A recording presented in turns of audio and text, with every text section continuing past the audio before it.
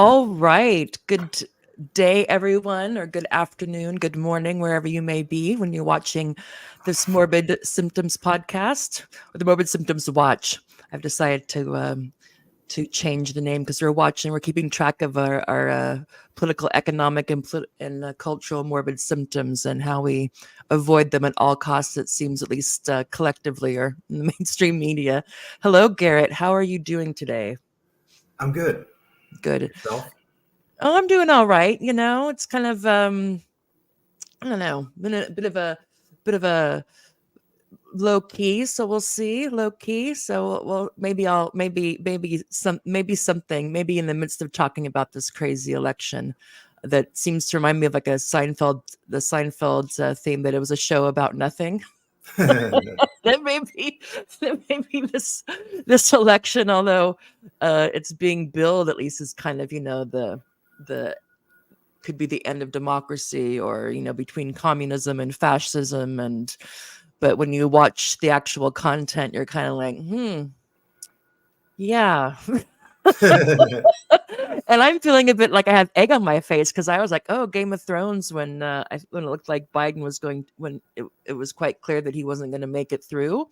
And so I thought it might be kind of, some interesting Shakespearean things going on behind the scene. Maybe there was, but it seems like not only is the entire Democratic Party seemed, at least officially, to be mobilized behind Kamala and most all of the media, but also Dick Cheney. Yeah, well, Dick Cheney has come out. So I don't know if you have any thoughts about that before we get into the more ridiculous um, aspects of this last couple of weeks. I interpreted that as a veiled threat that Biden and Kamala would do a 9/11 before the election. That was my first impression. Okay. When Dick Cheney came out. Yeah, Yeah. What it's like we've given I, him I mean we've given him an assignment. I'm oh, being I see. Okay. No, I was just because I was trying to I'm think being like tongue in cheek. was today 9/11 or was that yesterday? I think it was yesterday, wasn't it? Yesterday, yeah. Okay. Okay. Yeah. No, well, and I was also thinking that it was because I remember I don't know what he was like in 2016 or 2020 with Trump, but it's just kind of interesting that at least some of the response that I saw, the people who like, he used to be on the center left, like, the devil, and like, he whose name should not be mentioned. And now it's kind of like, oh yeah, Dick Cheney, Dick Cheney is throwing his support behind Kamala, and they're showing it as like this is how important this election is, that Right, people are right. putting beside their partisan differences and coming together when it really matters to to save democracy. And I'm like, well, okay, but one thing is that, and it's kind of odd because even though, yeah, this idea of Trump being an outsider, and he is, and he is. I mean, he's a wealthy guy. He's been wealthy his whole life. But apparently, compared to Washington, they must really see him as an outsider, or at least they can't handle him or something. Or else, why else would even Cheney and all these people, uh, um, it's kind of like the uniparties has taken the mask off and said, yeah, when things that really matter, like how we want the Ukraine war to be prosecuted or not, that's when we really come together. And we'll tell you it's about saving democracy, but I have a feeling that's probably not what they're ultimately concerned about. But I don't know what your take is on why everyone of note, at least publicly, is saying that Kamala is where it's at. Yeah, well, there's that fellow Caleb Maupin. Mm, I think he put it that Trump represents the lower levels of capital, uh, and so there's kind of a ruling class in fight, uh, and an authentic one, not just a stage managed one for the election. mm, Um, that yeah, he's much less interested in geopolitics than they are, mm-hmm, and that there's a lot of capitalists who see money to be made in rebuilding the country rather than sending it overseas, Mm. to sort of corner markets over there and control resources over there. And Mm-hmm. yeah, they had this disagreement. Yeah, because I'm thinking it can't just be, it just seems like all like an all hands on deck, or an all, I guess, uber elite hands on deck. Not that he, not that he doesn't also have money interest behind him, but it's just kind of, and also, um when I was watching, because of course, when that it's kind of interesting. So when he wants to throw out the Kamala, or Comrade Kamala, thing at her, and she can be like, well, look at all these people that support. I have, like, all of, Goldman Sachs supports me, all the captains of, all of Silicon Valley supports me, all of, big pharma, everybody supports me. And it's just like, oh, okay. I don't know. It just seems that perhaps, um, although maybe with the union still, I don't know. It just seems that, is that just kind of like, I'm trying to think of a metaphor. Like, there's a tradition that everyone did, and now nobody wants to do it because it doesn't make any sense anymore. But there's like one or two older people in the family that you just keep on doing it for anyway. You have a feeling that once they pass on, that no one's going to carry this torch, and it's almost like, is this idea of associating the Democrats at all with unions or with the working class just like a hangover, a residual? Because it seems that either those people are cynical for good reason, that it doesn't really matter if I vote for a Republican or a Democrat, and third parties can't get any traction, or if there's a sizable shift, working class base towards the Republicans, or the MAGA thing. I don't know if you have any insight into that or not. Yeah, I think that's largely a legacy thing. You know, the Democrats backed NAFTA. Excuse me. Hmm. They back NAFTA and they back free trade stuff in recent decades, Hmm. more aggressively than Trump does. And that was always something that, the industrial unions were against NAFTA. Bill Clinton, like, steamrolled them uh, back in the 90s on that. So they should have walked away from the Democrats right there. Hmm. Um, so, yeah, there isn't. I wondered. I think I have a feeling that the turnout's actually going to be low this time around. What do you think? Do you think it's going to be a high turnout? I just can't see. I don't know. It's Unless there's people who really. I don't know how many people buy who aren't, um, blue no matter who, or red no matter who, um, that are really going to believe that, either, I guess, on the MAGA side, that if they don't vote, that their town's going to be overrun with Venezuelan gangs, and and pet eating migrants or something like that. And the other side thinks that, if Trump wins, and everything will change that day, and a dark cloud will descend, and that'll be it for the republic. I can't. I don't know. I don't see a lot of people buying into this, media narrative, but I don't know. I'm not on the street there. excuse me. That's possible. It is possible. I don't see a lot of people who want to. I don't see a lot of normal people who are enthusiastic about this election. Hmm. Uh, and on the other hand, that they may want to vote against the Democrats. Mm. there, Yeah. there might be a strong, like, Protest vote.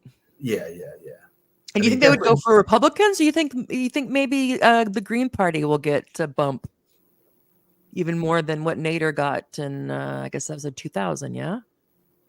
Maybe both. Maybe both. But Mhm. I mean, with RFK joining Trump, Oh, uh, that's true. That's that true. helps him a lot, I Yeah. think.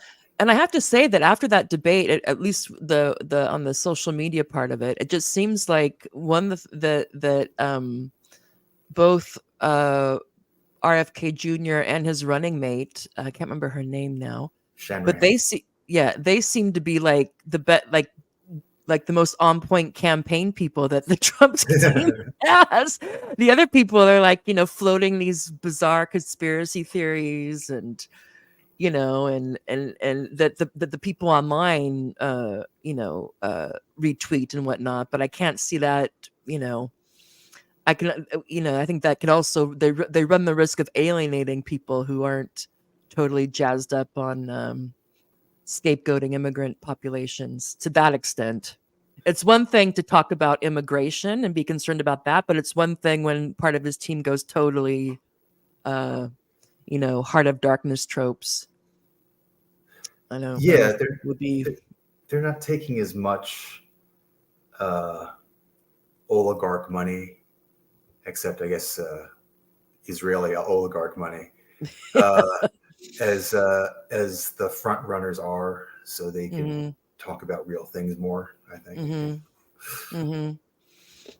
Yeah, and so you said that you saw a bit of the debate. What were your what would be your if you had yeah, how would you describe it? The debate that I don't know. Yeah. Was it everything you thought it would be?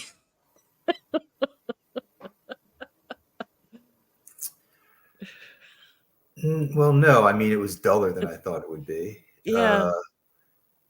He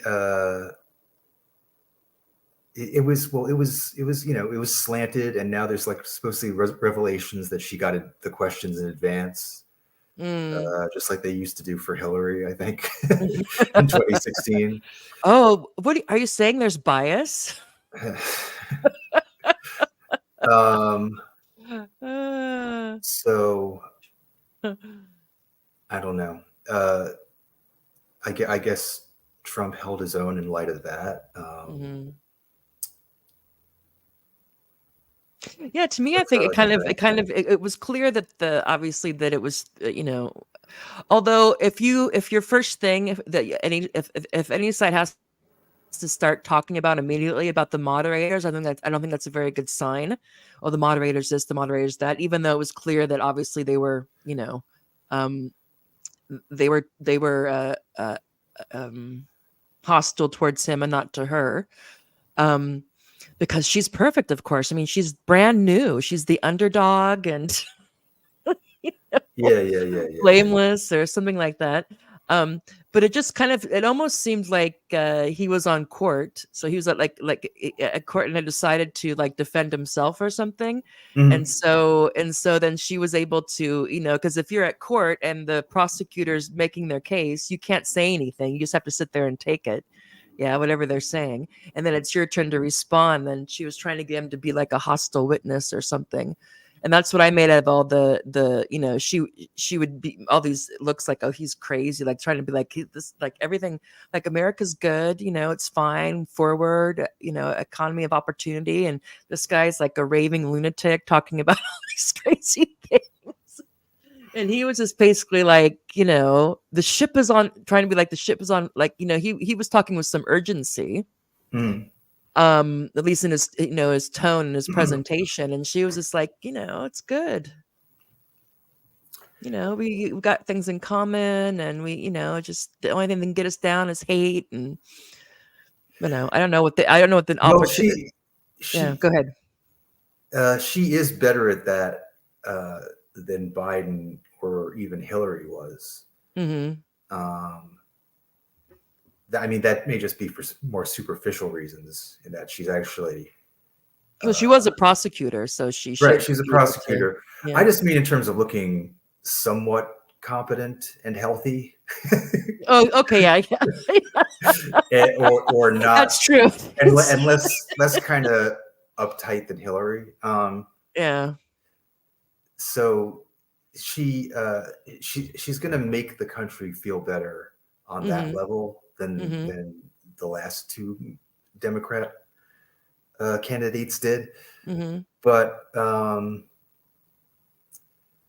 yeah, but obviously, but reassurances, the content of what she's saying, don't resonate with the average person, Mm. because the inflation continues and the relief hasn't come, Mm-hmm. and yeah, they feel all the anxiety that Trump projects. Mm-hmm. Maybe it's not as sensationalized with Mm-hmm. like eating pets and stuff, but Venezuelan gangs and yeah. So it's like everyone. It's like I'm at the border and she's letting everyone in to kill you. Okay, um, but well, no, and I think that was the thing is that it's kind of just going to be like if you feel good economically, if you feel secure economically, and then you'll be like, yeah, cool. And if you don't, then I would think that if you're watching her, you'd feel like it's almost like a gaslighting or something. Like that what she's projecting, or when she's saying, suggesting that it isn't what you are experiencing. And so we'll see. But yeah, I just think that I don't know. Again, to use the bubble metaphor, how because my understanding is, and also what I see around me, uh, is that the divide is getting more pronounced, so that there's more people, precipitously more people that are starting to feel insecure or have been economically insecure for quite some time, yeah, and that the other people, for whatever reason, are able to block that out or don't feel it as much, or believe the story that, well, it's fine. So if it's not going well, the people it's not going well for, it's just their fault. They're yeah, made yeah, mistakes or had the wrong attitude or whatever it is. Um, Although I don't know what the opportunity economy is. Is it opposed to like a feudal economy where everybody's in their caste and they can't get out? It's like the opportunity economy is like we don't have free labor. I mean, technically, literally free. Um, it's unindentured, but yeah, but they're not really. Yeah, it's yeah. I think maybe it's because people are writing like, oh, she doesn't have any plans. She doesn't have plans, and I think her plan is just business as usual. She doesn't have any new plan. no. I mean, And it's self-evident. I mean, it's just yeah, it's absurd like that absurd the things she says about change. I mean, obviously, I don't know. I don't know. I mean, I mm, guess all she can trade on is kind of the identity politics thing. mhm. That Yeah, I'll and be now different apparently because I did don't look like Joe Biden. Yeah. And did you also yeah, I mean, and compared to people worrying about him like blowing over, yeah, I take your point that just someone who looks in a fit condition. Yeah, And I yeah, have to wonder sometimes if Trump, I mean Trump has his mental faculties seem the same, but I wonder because he is almost 80 years old if he just doesn't have the stamina he used to have, yeah, because it just seemed like even on if since immigration is such a main issue for him, he really didn't push her on that at all, very yeah. I much. mean, he is starting to show his age a little bit. Yeah. Um, I mean, really, I think the winning strategy for him, since you know, he can't like woo, uh, the undecided probably, or Hmm. and certainly not the Democrats, Hmm. in a normal way when the deck is stacked against him is maybe to be even more aggressive than he had been in Hmm. the past. I mean, uh, he would have to be because Kamala is more competent than Biden. Hmm. Uh, but yeah, I'm not sure if he has the energy to like take it over the top. Yeah, and I don't know, and it's also this time it's people, although like his the base are with him and they feel like he was cheated on the last election. And so that, but I don't, but the other people who it's like he was an unknown an unknown political entity. I mean, he was known, but how he was going to govern wasn't known. Then we had 4 years of him, And then of course the COVID thing took that was a black swan event, or I don't know. Well, although it was, I guess, a lab program, but anyway, you know what I mean. Um, so they have that, and then you have 4 years of Biden, all stuff going on, and so it's kind of like, I don't know. He's not. It's weird because he's still putting on the outside, and it's clear that the quote unquote the Washington consensus is not hip on him. I mean, I'm sure they'll work it. I mean, you know, um, but I'm just surprised at how against him they are, because even with the Russiagate, with all that stuff, and even continuing on, is that he, because I was thought, because I at first I thought, well, once I made my peace with it and was like, okay, well, yeah, he doesn't talk like they want a politician to talk, and he doesn't really, there's gaps in his knowledge of government or whatever. But it seems like they don't like him, and I guess maybe it's what we talked about before at the beginning. Maybe it's just in the foreign policy thing. Maybe that's the stickler, is they don't like that he doesn't fall in line, or maybe he just made the mistake of poking the CIA, the FBI, and the eye one too many times, and so they just can't, they have a grudge, something. Yeah. I mean, He there for a second it looked like they might be easing up on him a bit, like when Zuckerberg acknowledged more or less election interference 4 years ago, and promised not to do that again, and sort of expressed some sympathy for Trump. But that could just be a kind of a smokescreen to sort of not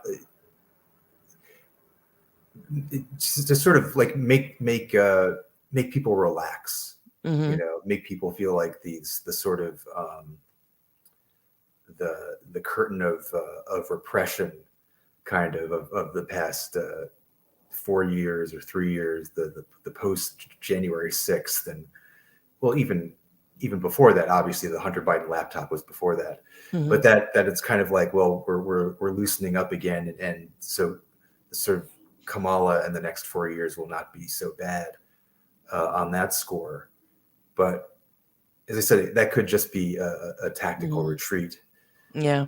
Because they also had the thing with Tenet Media or whatever, that apparently is Russian funded or something, or funded by a Russian, and so there's all these people that, because I was thinking, okay, they already kind of salting the soup a bit, was saying like, well, so Russia's still, because already it's both you have these intimations of, okay, Russian interference. You have the Trump's team already, or the on their side, talking about already talking about election issues. So this seems like the table's already set, at least for the online impression, which of course isn't is just one impression, that neither side is looking like they're going to want to accept a defeat, but we'll see. But I wanted to maybe the most ridiculous aspects of this week, I'm going to play a little video for you. Let's see if I can find it. Let's see, share screen. Share screen. Oh yeah, share. So hopefully you can hear this. They're eating the dogs. They're eating the cats. Eat the cat. Eat the cat. They're eating the dogs. They're eating the cats. Eat the cat. Eat the cat. They're eating the cats. They're eating the dogs. Eat the cat. Eat the cat. Eat the cat. They're eating the dogs. They're eating the cats. Eat the cat. Eat the cat. They're eating the dogs. They're eating the cats. Well, memes are good. They're good. They're generally good for Trump, I think. They were having, even if they're anti-Trump memes, I feel like they're good for him somehow. Yeah, well, that was for him, and I remember and so this whole thing, I was like, okay, uh, so obviously immigration is an issue for that for on a campaign, an important campaign issue for him, and a lot of people, and it polls, so that is an issue that a lot of people are concerned about. Um, but that isn't enough. They have to come up with this thing about that in Springfield, Ohio, that there's Haitian migrants that are, eating people's pets or whatnot. And of course, and so then this thing, and so they all start spreading that, they all start saying this. And then you have, and I feel so bad for this town because now all these people are descending on Springfield, Ohio, trying to find out what's going on. And so Glenn Beck and Megan Kelly are talking, and he says that Haitian migrants taking animals from Springfield residents have not been debunked. You have one city manager who says he can't prove any of that. He hasn't found the proof of it. That doesn't mean it didn't happen. Well, yeah, you can't prove a negative, but what they have is just like, I don't know. I have all they have is that this rumor was started, Right. and then it starts making the rounds. People are retweeting it, and then these people who claim. So then people go and ask people in this town, and all anybody will ever say is that, yeah, they heard about that. So there's no actual, so far there's no there, but people are hearing about. They're like, oh, people are hearing about it. I'm like, well, yeah, it's because it's a rumor that you guys have spread all over social media. Yeah. And it's just, and it's so like, I mean, just really, it's like, do we have to go to this 19th century trope about, it's like, oh, it's not that there's cultural difference. It's that it's just they have to besmirch a whole group to highlight the immigration issue. I was just like, Jesus.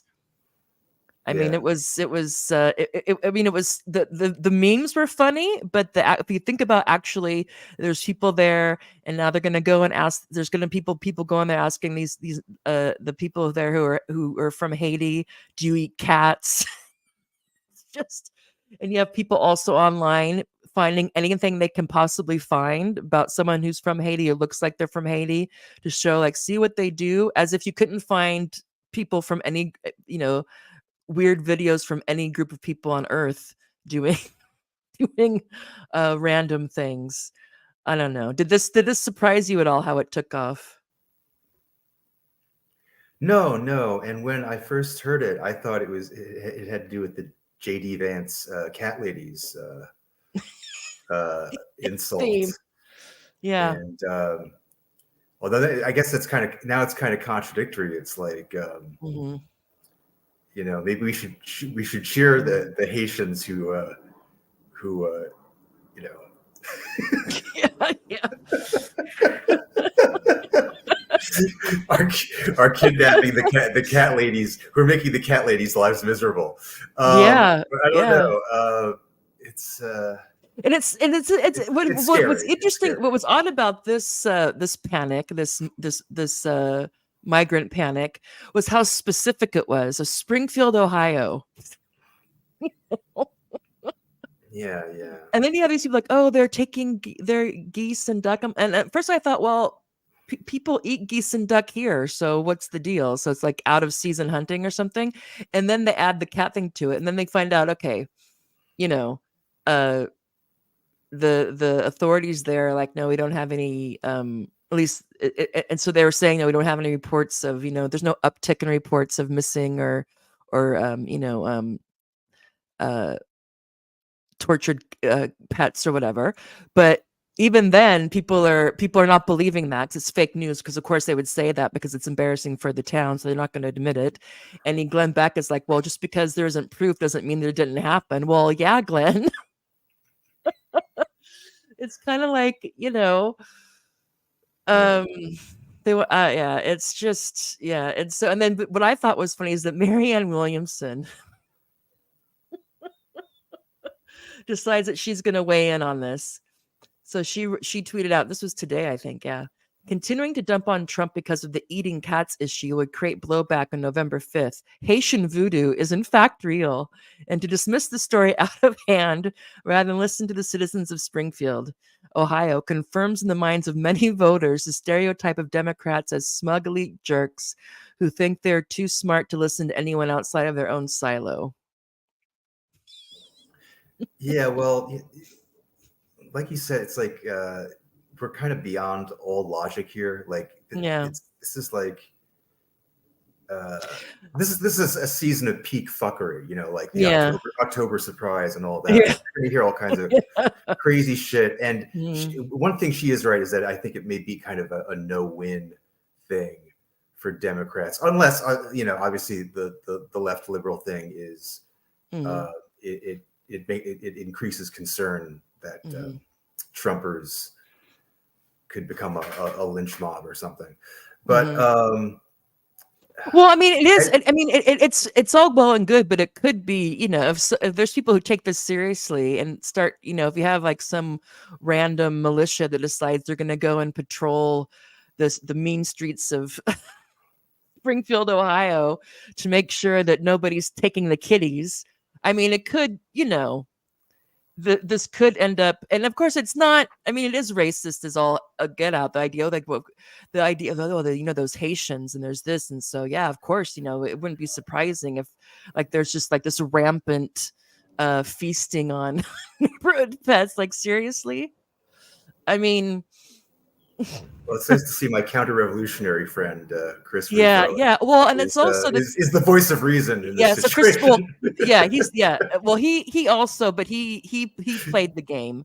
He played the game because they found some city council meeting minutes of citizens raising concerns about the influx of immigrants, and there was like waiting, the waiting times, and there was some traffic issues, and there was one mention again of hearing something about ducks or geese or whatever, but again, hearing, that was it. And out of that, they blew up this whole thing of firsthand accounts, and like this town is being overtaken by whatever. I mean, it's just the most it's, yeah, I mean,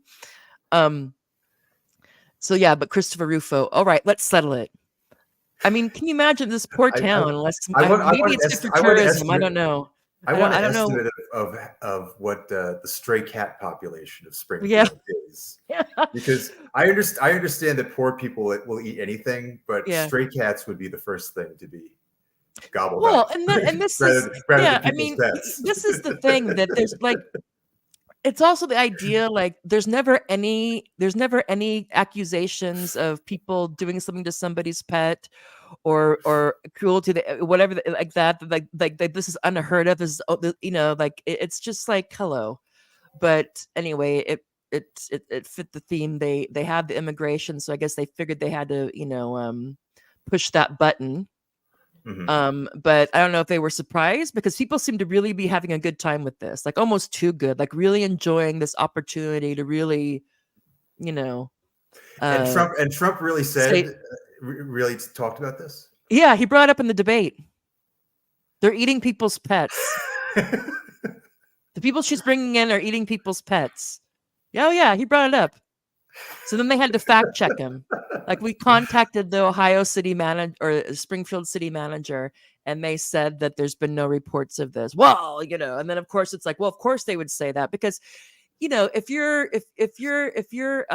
in the grip of an ideology or like hardcore political movement, it doesn't matter what the facts are. The narrative is going to stay the same. And so here you have Rufo saying he's going to pay $5,000 bounty to anyone who can provide my team with hard, verifiable evidence that Haitian migrants are eating cats in Springfield. Is he trying to get cats killed in Springfield? I mean, my God, this poor I mean, I feel, first and foremost, I feel bad for the Haitian immigrants in this town, because now they're like, they're all the whole, like, a sizable percentage of people think that they're going around collecting all the geese and ducks and cats for either for voodoo or for dinner. And then you have the cats. Literally, he put a $5,000 bounty on cats. I mean, I don't want to see the videos that people are going to send him. Yeah, yeah. I mean, or I mean, I'm just like, my God. So it's crazy.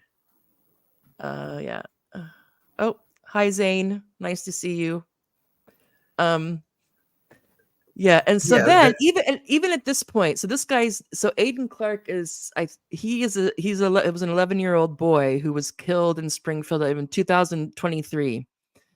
So a Haitian immigrant ran into, I don't know if it was a school bus or a school van or something, and but it was an accident. But he did, the driver was a Haitian immigrant, and so they keep on bringing up Aiden Clark whenever they're talking about Springfield, about, because this is their whole thing now. Like, Springfield is become a talking point because they're saying it's like 10,000 or 20,000 Haitian migrants, and they don't know how to drive. And now the thing with the geese and the ducks, and now they even added on the cat thing. And so this guy, these parents came out and basically said, please stop using our son for this. Um, and the main point of his talk was, please stop bringing up our son for this. He's not, as a political point, whatever. Please leave him out of it. It's traumatizing, etc. And in the middle of it, he said, it's gotten so out of control that I could honestly say that I wish an elderly white man had been the one that had killed my son, or was in the car that killed my son, rather than a Haitian, because of the way it's being used. Now, you would think that once the parents came out and said, please stop, that'd be enough. But oh no, now they went after this guy. So Jack Posa, who's been all over this, I wish my son had been killed by a white person instead of a Haitian who killed him. Imagine saying those words. And the redheaded libertarian jumps on. It's textbook cult behavior to put worshiping your leaders above loving your family. And also Cat Turd and all these people just started mobbing this guy for this one, because they just pulled this one statement out, which was not the main statement of his thing. And I'm just like, oh, so it's just like, and I thought, well, that's sick, but also it's kind of, this cancel social media mob culture they're always complaining on the left about is across the spectrum phenomena. I mean, can you imagine going after that kid's family? yeah. Like he's a race traitor or something. It's really This regressive. doesn't seem like a winning issue. No, no. Well, alienating, like, not a lot of people are going to, at least I hope. I don't know. I think a lot of people, like I said, I think that they are concerned about immigration, but they're not into demonizing particular communities. And the Yeah. same thing with, this guy comes up and saying, like, please leave my son out of it. And they latch onto one statement he says, as if that was his main thing, like as if that was like his main concern. It was anyone who was watching, it was clear, just to illustrate their point, that they don't like how his son's death's being used. Yeah, in this racially motivated way. And they piled on him. He's, it's just like, yeah. And then, but one I don't know if it's a silver lining, but it seems like, because once you get the permission to let loose this stuff, and of course people take it too far, and it can boomerang and backfire on them. So it's so they're already pushing it with the pet eating thing. But this guy, Will Tanner, he has like 100,000 followers or maybe more, is trying to use this as a warning, that he wrote, the other thing that it's really has to be said is that there is a reason they are importing Haitians, and it's not to help them. It's that the Haitian Revolution was the original Zimbabwe-fication of a country, and so is something the regime loves and wants to happen here.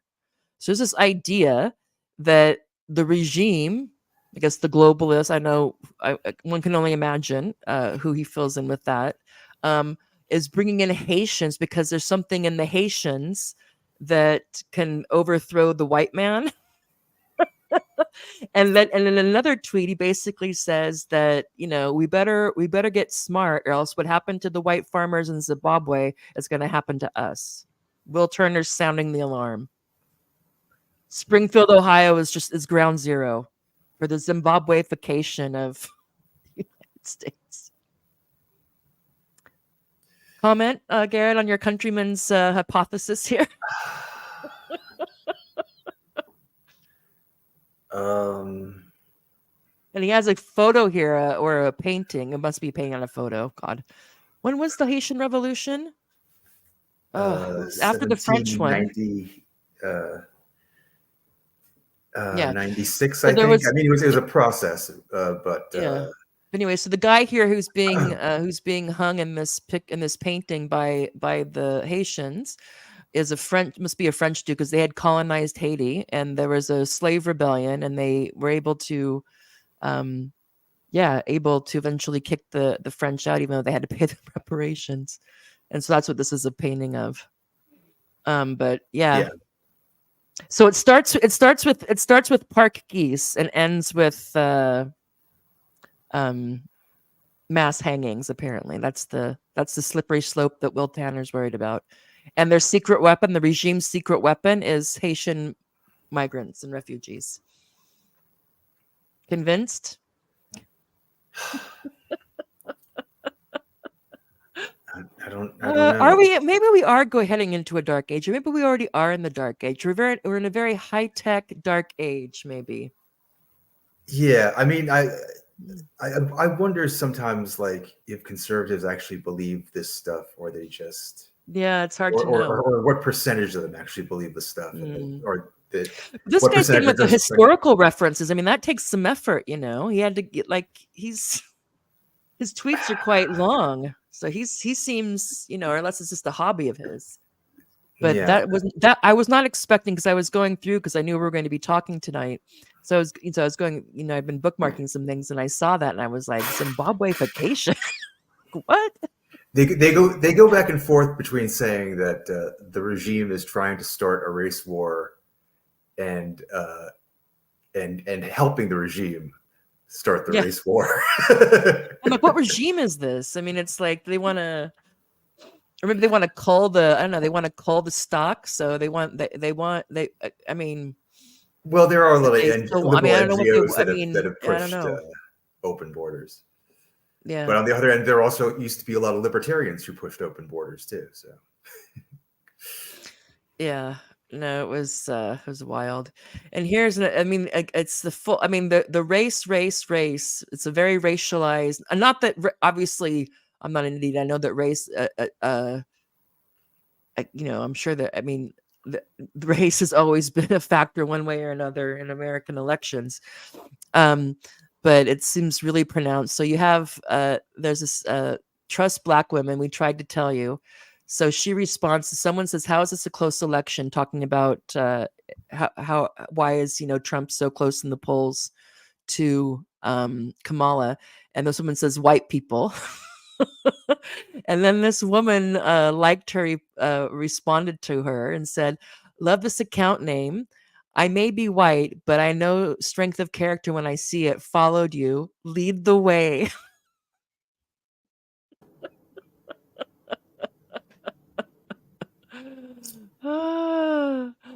Yeah.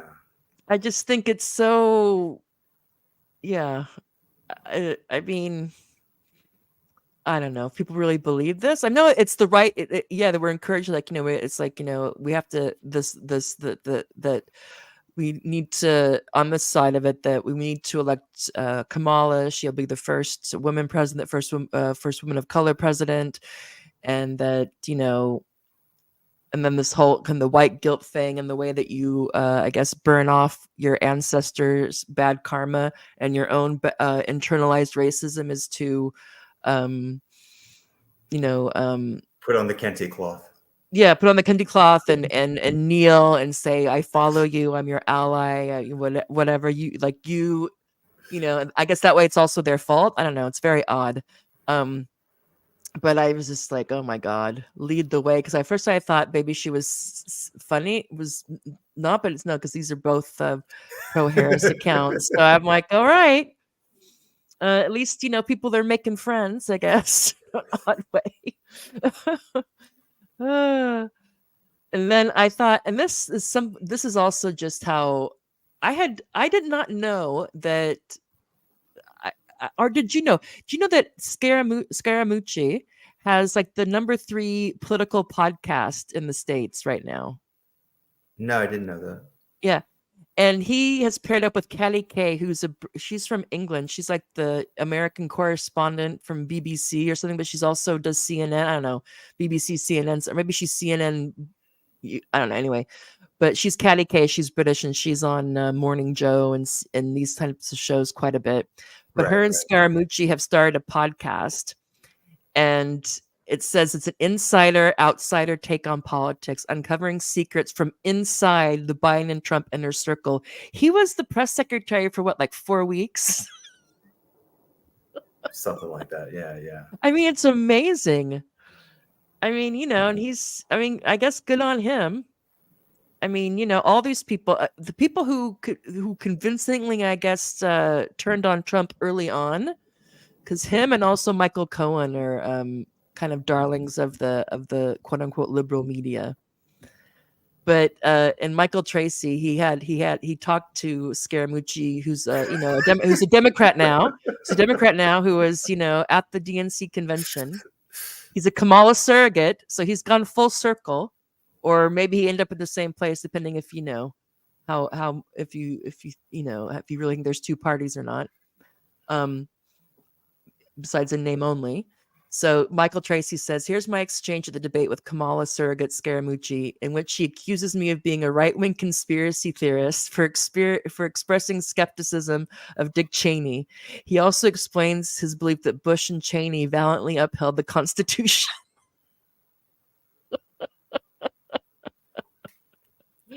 Well, he was this guy, he's Republican.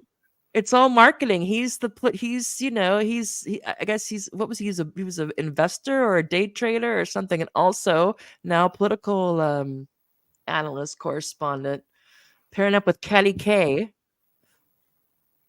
to talk about politics. Yeah, I'm sure it's insightful.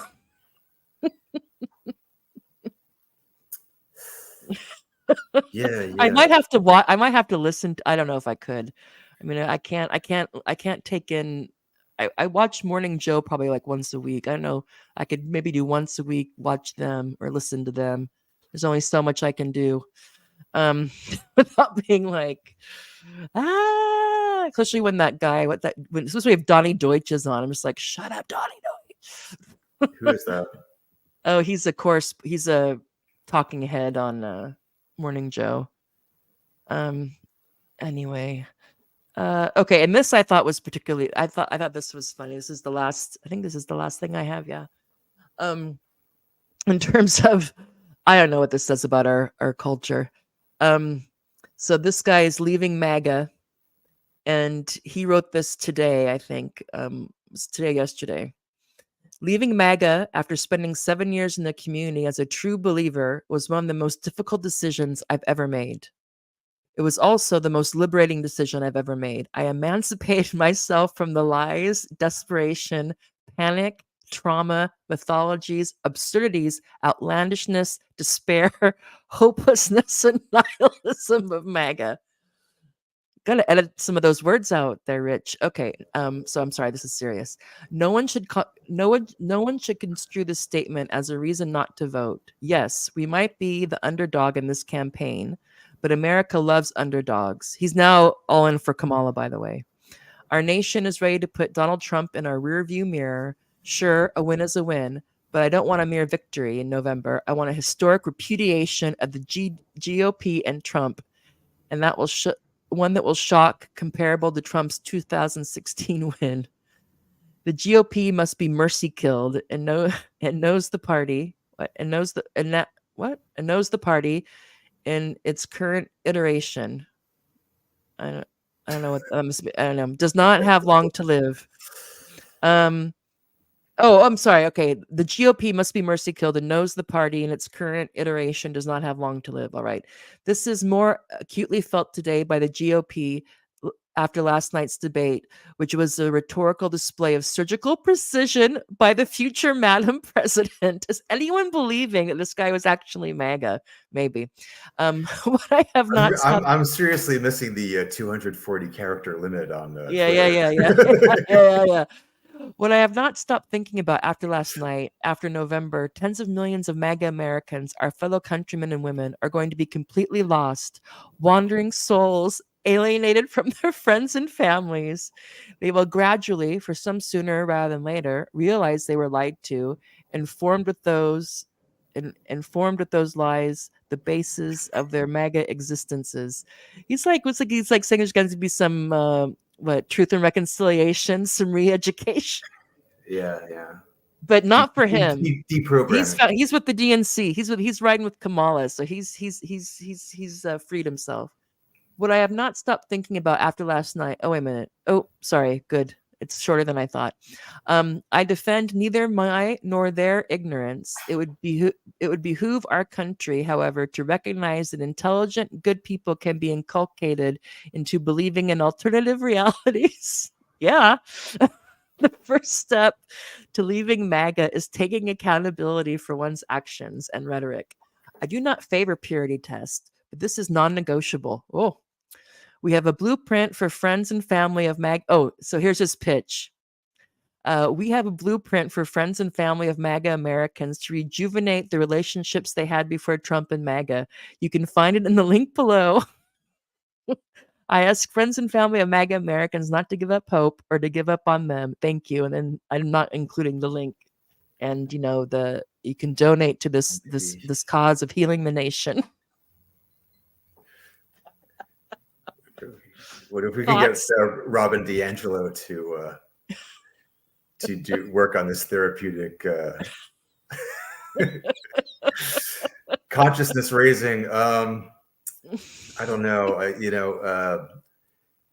Another thing Caleb Malpin said is that there's like this weird Democrat media thing where they're really pound home this theme about cults and comparing MAGA to a cult. And I guess it's a way of pathologizing it. And this kind of builds on that. Well, I think both of them have. In terms of the theme that I use on Morbid Symptoms, or at least in my mind, is that that we're caught individually, but also collectively in the kind between denial and bargaining and anger and depression about the status of our the kind of, what do you want to call it, the post World War II global order, or whatever it is, the idea that things can keep on going on and that you only need a little reform here or there and basically our system is all right.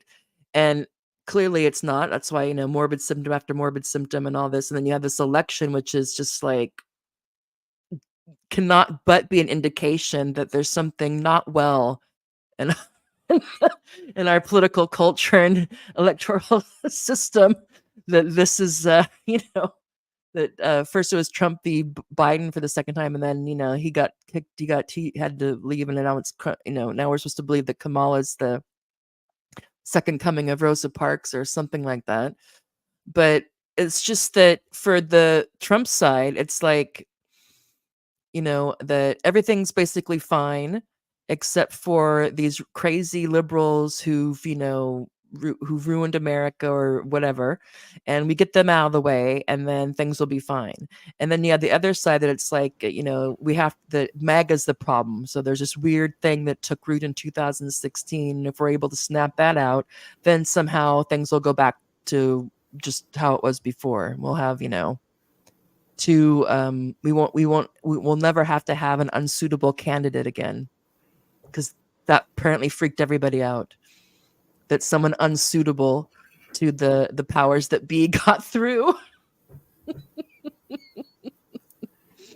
And that can never happen again. It would be the end of democracy. I don't know. Yeah, I don't know. Do you somebody. think that? I mean, maybe I'm just kind of resigned. I'm just thinking like, this can't. This isn't a good sign at all. But maybe it's just we have to. I mean, I don't know. Not that we. And one thing that's clear also, I think, from what's going on. Not that we didn't know this before, but that the president really isn't that important for the daily functioning of this of the state, especially the military and intelligence aspects of the state. That they're just there for, I think, to be the representatives of the country, of course, but also to make legislation. But of course, there's been such stalemates. The only thing they managed to do is to pass a budget and the occasional tax cut, and then of course money for Ukraine or Israel. But other than that, there has been no major legislation that's actually helped people that I can think of. Yeah, the I mean, Democrats may have accidentally proved the existence of the deep state. yeah, They yeah, sort of preemptively assassinated the president by nominating a corpse. yeah. And it's also that it doesn't matter, It's like, yeah, he's like, I'm sure like he's on the ball or something. It's like, well, and not that we didn't know that. Obviously, we knew that the bureaucracies, the agencies, obviously you know, um, they continue on in perpetuity unless they're abolished or something.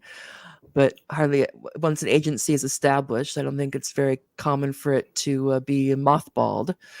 But just the idea that even with all this stuff going, and not that there is, I mean, I'm sure we have our hands in all kinds of things, but even with, with Ukraine and with Gaza, and Gaza didn't even get nearly a mention. And that's one last thing I wanted to ask you about. That's a sad thing though.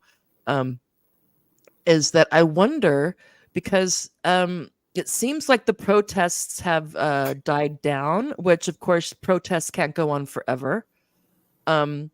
And I know that at the DNC there seemed to be an expectation that maybe there was going to be more of an anti-war, more of a pro-Palestinian position, although it was heavily policed.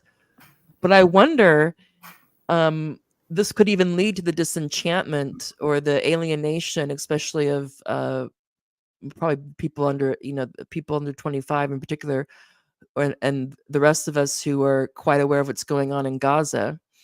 That maybe it's just kind of falls from the agenda, and they're able to stick with this tried and true. Israel has to be able to defend itself. Israel's our best friend. Is it really going to be an issue? Because it seemed that there's still some talk with them being heard on the Muslim vote. But I wonder if the Muslim, it's not like the people who would not vote for Kamala because of the Democrats' position, assistance to, carte blanche support of Israel, because Trump isn't offering anything different, so they could just stay home, I guess, or vote for Jill Stein. Yeah. And they still seem to be scared of Jill Stein because AOC was complaining about her. Yeah. Oh, that's right. AOC. That's another thing. It's, I mean, sometimes we know things, or we pretty sure, but then we have to see the elephants really, or the emperor really has no clothes. And I hope that everyone realizes now that but there's still some people who still want to think that Bernie's still this really great guy, and AOC is really, doing the best. She's just making political calculations, but her heart's in the right place. People change, power, and she can see. I mean, I think she got a taste of DC. And I think she wants to be a careerist now. I think she wants to be, Speaker of the House someday. She likes that feel, I think. And she'd be great. I mean, it's evil, but she'd be great at it. She's quite suited for the job, I think. I think Great for the Democrats. if maybe if Kamala loses, it'll be Lynn Cheney AOC Yeah. 2028 for the Democratic ticket. Did Lynn Cheney talk at the DNC? Oh, probably. Yeah. I don't know. Who knows? I mean, it might be. We'll see. We'll see. I mean, or maybe RFK and Shanahan can get that ship running. I don't know what's going on with the Trump campaign, but if they're just going to shout communist and make up stories about Haitian immigrants, I don't think that's enough. Yeah. Especially if it backfires and somebody gets hurt because of this, and they're able to pin that on them. Because already the Kirby was talking about, because when I saw this thing go crazy with the pet eating story, I thought this is great for them, because they could be like, look at this fake news. It's a public safety issue now. You have people descending on this town. This puts people in danger, and they're not wrong. Now, I'm not for using that as a evidence to be like, oh yeah, you need to censor, misinformation and all that. But they're not wrong. That this was, yeah. I mean, it could very well put somebody in harm's way.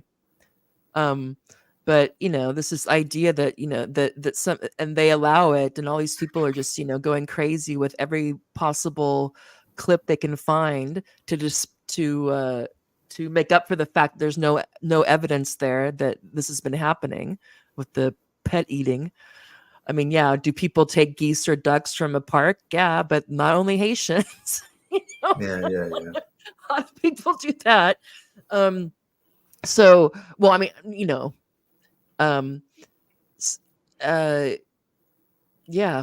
But I also thought, I don't know if that occurred to you, that this would be the perfect thing with them. Like, see, misinformation. We really have to regulate what goes on in social media, because look what can happen. Yeah. And then you have Ruffalo saying, he'll give $5,000 to whoever provides hard proof. I'm like, dude, you hate cats or what? Anyway. It's going to be like some sort of, some sort of Jussie Smollett thing. You're going to have people who are going to be posing as, or maybe you'd have, if I don't know, if I was a Haitian immigrant, or I could pass as one, and I needed money, and I might be like, I mean, I hope I wouldn't, but $5,000, nothing to shake, like get an old cat maybe. Sick cat, or you could buy a cat who they euthanized at the pet shelter or something, in a shadow, make it look like, see, look, I don't know how someone would indicate, could prove that they're Haitian, unless it's like the video and they're like speaking, Well, they had their own language, their own. I know. Okay, I know they'd have to talk, because you just can't. People could. They're not the only people with that spectrum of skin color. So it's like. Yeah. Oh, laugh or cry. I was not expecting. I have to say, I wasn't expecting before this rumor took off to be talking about bounties on cat crime.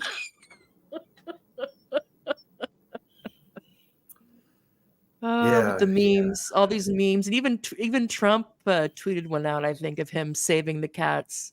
Not the one that I shared with you, but there was one with him. All these ones, if he has a dog in one hand and a cat in the other, and they have him running, and there's like these people in the back that are chasing. Apparently, they're hungry migrants. I mean, it's just really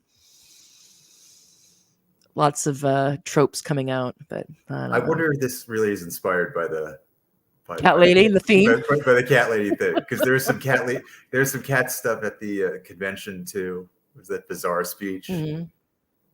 Kamala likes cats. Yeah, well, and even like Taylor Swift. Oh, this is funny. Just one thing, because I'm calling bullshit. Not that I want to not that Taylor isn't, obviously has lots of success, But this, I mean, I'm thinking somebody wrote, this is so crazy. So this is from Taylor Swift, and she posted this after the debate, or I think so. Like many of you, I watched the debate tonight. If you haven't already, now is a great time to do your research. This is another phrase now, do your research on the issues at hand and the stances these candidates take on the topics that matter to you the most. As a voter, I make sure to watch and read everything I can about their proposed policies and plans for this country. Bullshit. I don't buy that for a second. I mean, she could, you know. Between world touring and being rich and her boyfriend and all that, I'm sure she has, this is her main thing. She probably gets CIA briefings at this point. Yeah, I mean, who knows? Yeah, so, I mean, recently I was made aware that the AI of me falsely endorsing Donald Trump's presidential run was posted on his site. It really conjured up my fears around AI and the dangers of spreading misinformation. Ooh, she's such a goody two-shoes. It brought me to the conclusion that I need to be very transparent about my actual plans for this election as a voter. Oh my God. The simplest way to combat misinformation is with the truth. I'll be casting my vote for Kamala Harris and Tim Walz. I'm voting for Kamala Harris because she fights for the rights and causes I believe need a warrior to champion them. I think she is a steady-handed, gifted leader, and I believe we can accomplish so much more in this country if we were led by calm and not chaos. I've done my research and I've made my choice. Your research is all yours to do, and the choice is yours to make. I also want to say, especially to first-time voters, remember that in order to vote, you have to register. So, and she gives a link, and she signs it. Taylor, love Taylor, a childless cat lady. She signed that on her post. So I don't know. I doubt she wrote this. Sounds like someone wrote it for her. I mean, not that I'm saying she's stupid, but I'm just saying that, like, you know, is she really going to put I'm this sure work in? there's a publicity team, yeah. Yeah. That works on. But they were, yeah. you know, were yeah, that or maybe they were in communication with the campaign, and when she let them know that she was ready to endorse her, they had, you know, some suggestions. I mean, but it's so like, I did my research. You should do your research. The research is yours to do. And it's like, well, you don't have to do too much research because she doesn't have any policies. So what are you researching? Well, now that I'm a fan of Joy. I like Joy, and I like this idea she has of the opportunity economy. Kala's the one. And of course, like, she was ever going to vote for. I mean, either she would not say who she's going to vote for, or she would. I mean, either just from a business point of view, with her fan base, the safest thing would be probably not to say who you vote for, and the second safest thing would be to vote for Kamala, because you're going to have, you know, chances are with her fan base. I mean, I don't know. She's also globally thing, but it's also this idea that Taylor Swift, who, you know, she's works hard, but it's not exactly, you know, I mean, it's kind of, she's almost like if you had to say AI create a pop star that's kind of generally liked and whatever. I mean, you would kind of get her. And this, like, but she did. I mean, but apparently the link that she provided, some like over almost 400,000 people have clicked on that link. Wait, so what is the link? I didn't show, but it's in her tweet. It's a link to register to vote. Oh, right. Yeah. So she added, I also find it's much, so I'll link where to register and find early voting dates and info in my story. Yeah. So she had a link, and apparently that link has been quite active since she posted this, which is fine. You know, it's people voting. Pop stars have always done that, though. You know, rock the vote and all that stuff. Yeah. Or vote or die, as Russell Simmons had the campaign in 2012. Yeah. But the cat thing is, and then of course people are stupid. I don't know if it's because they get too emboldened with their online following, to the extent that all those people are actually real. But once this came out, there's a cast of characters on especially on X, who have quite sizable followings, who are just bashing her and and saying, I've also done my research, and I'd hate to be you with my one dusty egg left or something like that. And it's like, and I'm thinking, like, people, if it's going to be a close election, she has some hardcore fans, so they're just alienating people.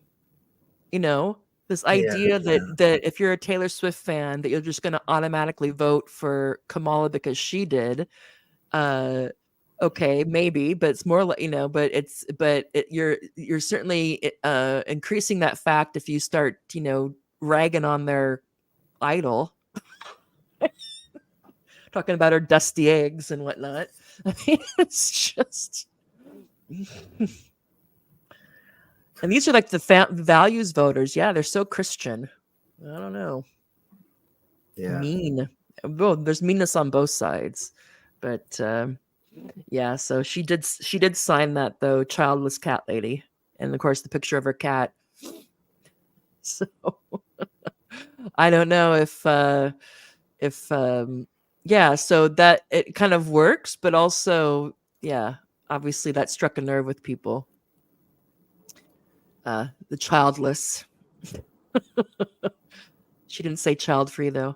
Anyway, so what do you think? What are your predictions now? Who do you think's gonna win? If it goes like this and nothing really happens, and it just kind of, the show stays the same, who do you think comes out on top in November?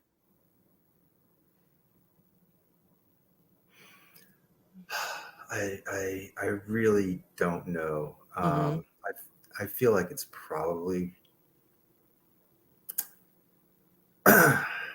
You can say it. I feel like it's probably Trump, but I mean, I don't know. Mhm. I mean, obviously, usually the incumbent has an advantage.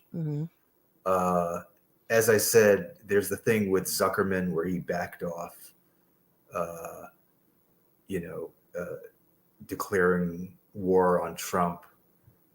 So far, he said, yeah. Yeah. So maybe that particular thumb isn't on the scale the way it was last time. It's very hard to call. Yeah, I'm surprised because after he was after the attempted assassination attempt in that picture, but that was when Biden was still the candidate on the Democratic side. I was like, this seems that would be the I thought, okay, that picture and whatnot, that'll rally that'll get out the vote on that side. But now, I mean, it's just kind of like I said, like, I don't know what's going on. It's like, is his campaign just bad, or because you think that with all the stuff that's there for them to work with, that they just seem to go for the most low hanging kind of cringe fruit. So Comrade Kamala and this stuff with the migrants, and I'm like, it's like, they just want to phone it in. They really want to win, or maybe they really think this is what's going to push them through. I mean, the immigration is a winning issue for them, but it doesn't mean they can't mess it up with how they talk about it. I don't know. Well, I've been unimpressed. They can't call her a capitalist pig. Yeah. So I don't know. This is they just have to have these. Yeah, but aren't you, or are you not? Aren't you kind of? Didn't you thought that his campaign would be better this time around? I'm not feeling it.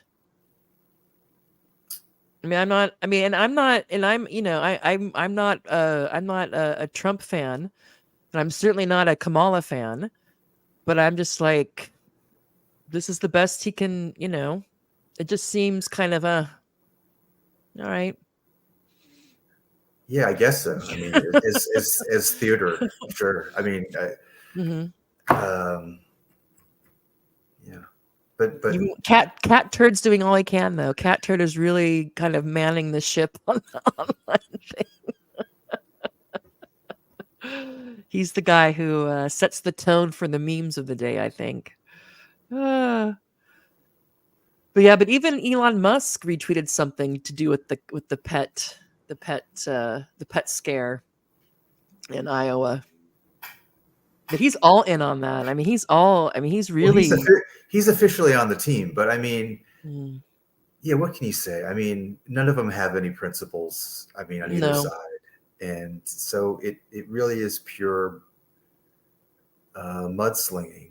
Hmm. Uh, although, yeah, And it seems like the economic populism has gone out the window. You don't see any of that really, because you have Kamala with the love train, like we're all love each other and love is whatever that is. I mean, all the kind of like our best days are ahead of us or something.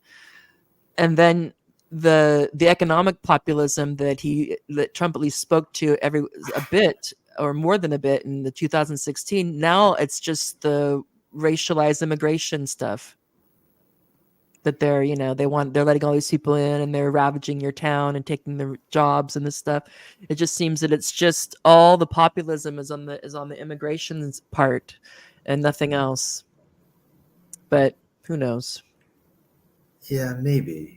But again, yeah, it is. You're right. It is what it is. I mean, these are not any. These are neither one of these candidates or anything that people with our class politics can get all excited about. I mean, you'd have to actually listen to Just a shit sandwich or a shit hot dog or something. I don't know what it is, but just the fact that I think that this is the best the system can conjure up. I mean, are they even buying this anymore? Are they so high in their supply that they think that this is, I don't know, a good sell?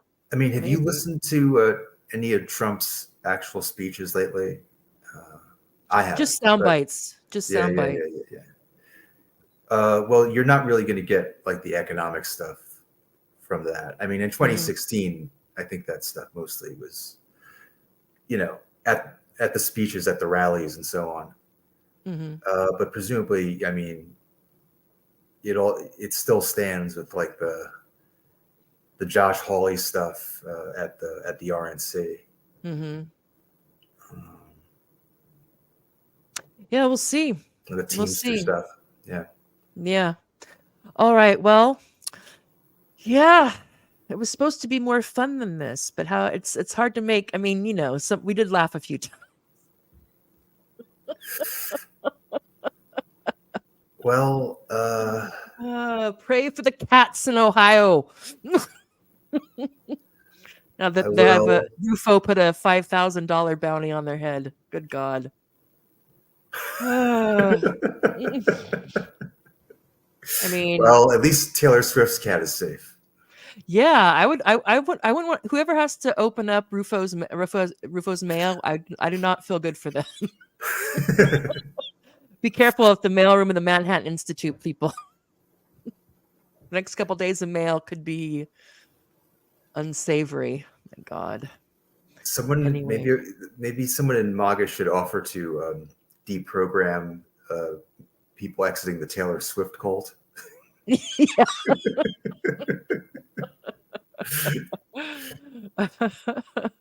Yeah. MAGA recovery groups. Oh my God. All right. Well, hey Garrett, take care. And I will see you next time. Hopefully we Same have here. yeah. Thank you for doing this with me, and we'll see you in another 2 weeks for our next US Game of Thrones 2024 election. Hopefully with an update on what Rufo got to the bottom of. Definitely. See you next Everyone's time. on the edge of their Yeah. seat for the findings. If it's voodoo, bye. All right. So thank you everyone for tuning in. Please do like and subscribe. We're on YouTube and Rumble and X/Twitter. There's also Patreon, and the information for how to the platforms we are on and how to support our podcasts and articles will be in the outro credits. So we'll see you next time, and take care.